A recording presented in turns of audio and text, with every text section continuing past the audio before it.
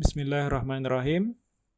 Untuk pembengkakan testis yang kita bahas kali ini adalah torsiotestis, di mana torsiotestis merupakan suatu keadaan emergensi yang membutuhkan penilaian dan penata laksanaan yang tepat karena berhubungan dengan keselamatan daripada organ testis itu sendiri.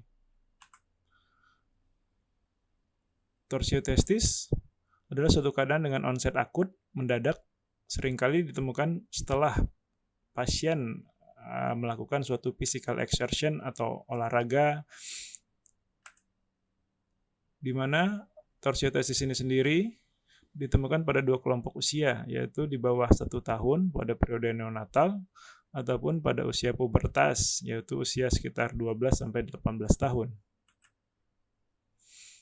Angka kejadiannya sekitar 3,8 per 100.000 anak laki-laki di bawah usia 18 tahun tiap tahunnya. Adapun tanda gejala yang dapat kita temukan, pasien akan datang dengan nyeri testis yang hebat dengan onset yang akut atau mendadak, terutama dirasakan di area superior atau bagian atas daripada testis. Kemudian ditemukan ada pembengkakan pada testis sisi yang terkena, kemudian posisinya akan lebih tinggi dan lebih datar yang kita kenal sebagai angle sign. Refleks Lemaster yang kita bisa dapatkan dengan cara menggurat paha bagian dalam, kemudian kita perhatikan apakah ada kontraksi dari musculus cremaster ataupun pengangkatan daripada testis yang sisi terkena yang kita periksa. Pada torsiotestis itu akan hilang karena adanya rasa nyeri yang hebat. Kemudian pemeriksaan Fraensign akan didapatkan negatif, yaitu nyeri tidak akan hilang dengan elevasi daripada skrotum atau testis, di mana ini akan dapat membedakan dengan epididymoorchitis, di mana pada epididymoorchitis Fraensign akan positif, yaitu nyeri akan hilang atau berkurang dengan cara pengangkatan atau elevasi daripada skrotum atau testis. Adapun pemeriksaan penunjang yang bisa kita lakukan, yaitu ultrasonografi Doppler dengan melihat adanya penurunan vaskularisasi pada testis yang mengalami torsio jika dibandingkan dengan testis yang normal. Pemeriksaan ini memiliki sensitivitas 63,6-100% dan spesifisitas 97-100%. Namun tetap tergantung daripada operator. Kemudian tanda kedua yang bisa kita cari yaitu adanya whirlpool sign dengan menggunakan ultrasound dengan high resolution, di mana akan ditemukan suatu gambaran pusaran, yaitu puntiran pada spermatic cord yang mengalami torsio. Pemeriksaan ini memiliki sensitivitas 97,3 dan spesifisitas 99%. Yang ketiga, pemeriksaan dengan radionuklida menggunakan skintigraphy dengan teknesium 99M, di mana sini akan dilihat penangkapan teknesium tersebut tidak akan ditemukan pada sisi testis yang mengalami torsio setelah 5 menit maupun 10 menit.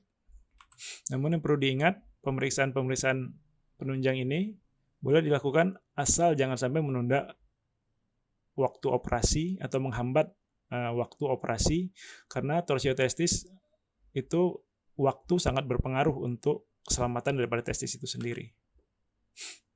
Terapi yang bisa kita lakukan, yang pertama manual detorsi, yaitu dengan cara rotasi ke arah luar. Torsiotestis itu terjadi ke arah medial atau ke arah tengah, ke arah penis. Jika testis sebelah kanan, dia akan mengalami torsio dengan searah dengan jarum jam, sementara yang kiri akan berlawanan dengan arah jarum jam. Manual detorsi sebaiknya dilakukan pada pasien-pasien baru pertama kali masuk emergensi. Dicoba untuk dilakukan detorsi, di mana detorsi ini diharapkan akan dapat memberikan kita waktu untuk melakukan tindakan operasi, mengurangi puntiran dan mengurangi nekrosis terhadap testis itu sendiri. Cuma dengan manual detorsi ini tidak menjamin bahwa itu merupakan satu-satunya tindakan yang perlu kita lakukan, karena kita tidak tahu apakah torsionya ini terjadi dengan di bawah 180 derajat atau di atas 360 derajat. Jangan sampai kita manual detorsi, rasa nyeri hilang, ternyata di dalam dia masih terpuntir. Nanti kita tinggalkan berapa lama, nanti akan terjadi nekrosis pada testis. Jadi pada semua pasien yang telah dilakukan manual detorsi dalam 24 jam tetap harus dilakukan surgical exploration atau pembedahan. Apabila telah dilakukan pembedahan, kita lakukan orkidopeksi atau dijangkar. Ada beberapa teknik yang bisa digunakan. Yang pertama yang klasik dengan menjahitkan tunika albuginea testis ke dinding skrotum di 3 tempat. Operasi ini berisiko timbulnya suatu anti-sperm antibody, pembentukan anti-sperm antibody yang nanti akan berpengaruh terhadap kualitas sperma. Teknik yang kedua yang bisa kita lakukan dengan membentuk suatu kantong di antara dinding skrotum dan tunika dartos atau dikenal dengan suatu dartos pouch atau kantong dartos.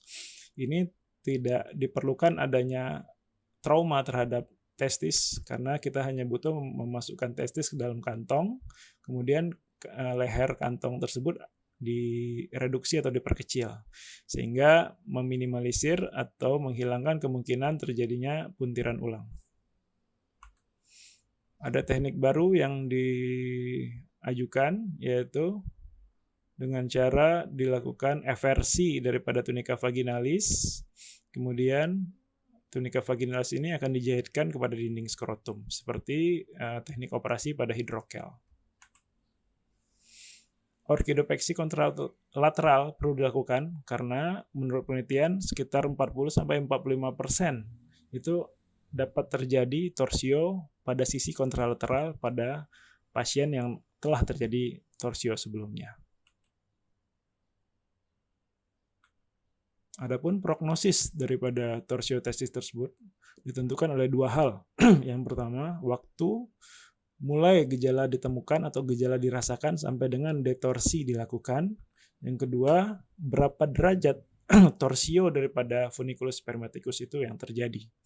Jika di atas 360 derajat, jika kita lakukan operasi di bawah 4 jam, maka kita akan dapatkan prognosis yang baik terhadap vitalitas daripada testis.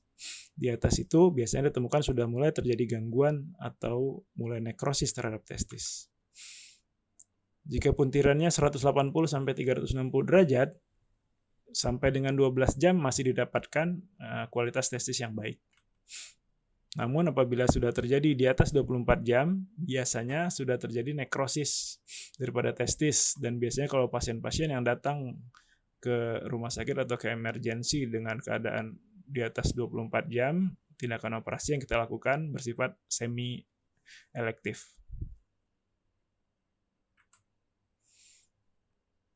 Saya kira itu semua yang bisa saya sampaikan tentang torsio testis. Apabila ada pertanyaan atau yang kurang jelas, mohon dapat ditanyakan.